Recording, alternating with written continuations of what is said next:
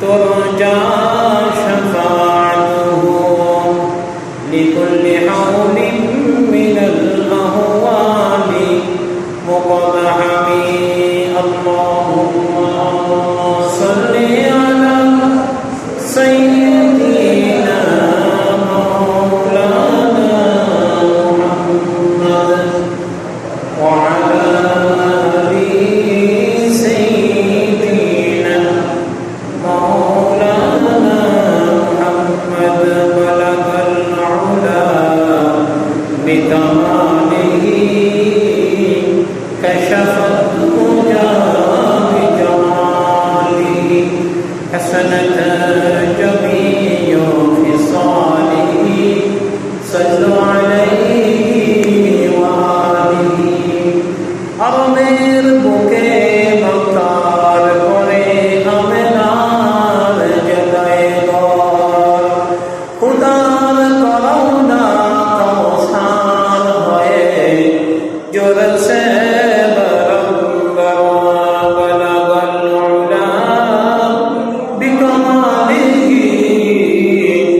كشف الدجى بجماله حسنت جميع خصاله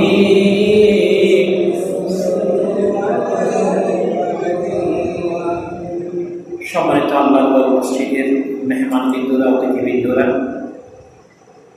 আবারও আলোচনা শুরুতে আপনাদেরকে অন্তঃস্থল থেকে মোবারকবাদ এবং সালাম দিচ্ছি। আশা করি সালামের জবাবটা মোহাম্মদ নিয়ে দিবেন, এটা আশা রেখেছি। আসসালামু আলাইকুম ওয়া রাহমাতুল্লাহি ওয়া বারাকাতুহু। আল্লাহ সুবহানাহু ওয়া তাআলা দরবারে শুকরিয়া আদায় করছি যে আল্লাহ সুবহানাহু ওয়া তাআলা আমাদেরকে আল্লাহর মসজিদে আসার জন্য, বসার জন্য তৌফিক দিয়েছেন, হায়াত দিয়েছেন, সুস্থতার নিয়ামত হিসেবে আমাদেরকে বাঁচিয়ে রেখেছেন। আল্লাহ সুবহানাহু ওয়া তাআলার দরবারে আমরা শুকরিয়া আদায় করছি, আলহামদুলিল্লাহ।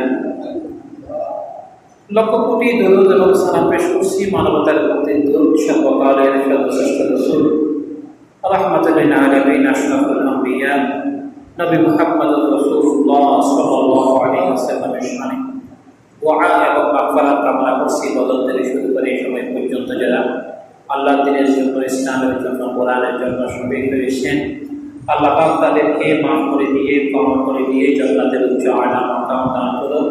আমরা প্রত্যেকে বসছি আল্লাহুম্মা আমিন। সম্মানিত মুসল্লিয়ানে কেরাম, সময় যতটুকু যেতে পারি ইনশাআল্লাহ নির্দিষ্ট সময়ের ভিতরে একটা বিষয়ে আলোচনা করার জন্য আমরা চেষ্টা করব। আল্লাহ যদি তৌফিক দান করে, ওয়া মা তৌফিকি ইল্লা বিল্লাহ রাব্বি জিদনি ইলমা।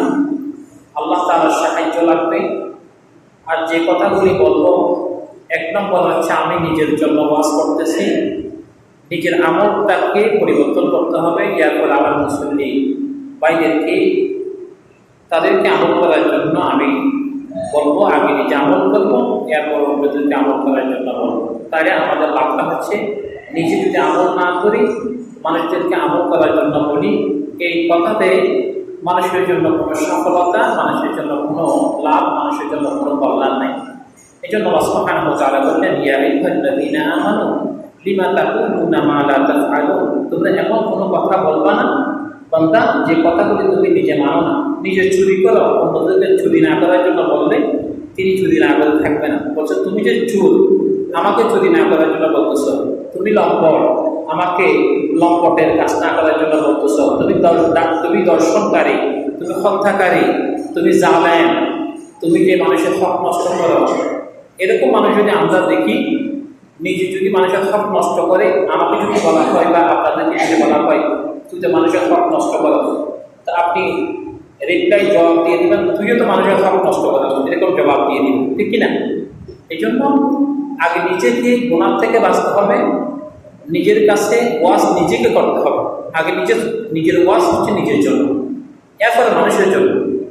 এখন নিজে যদি ওয়াজটা যদি নিজের ভিতর না থাকে, মানুষদেরকে ওয়াজ করে কোনো লাভ নেই, আছে?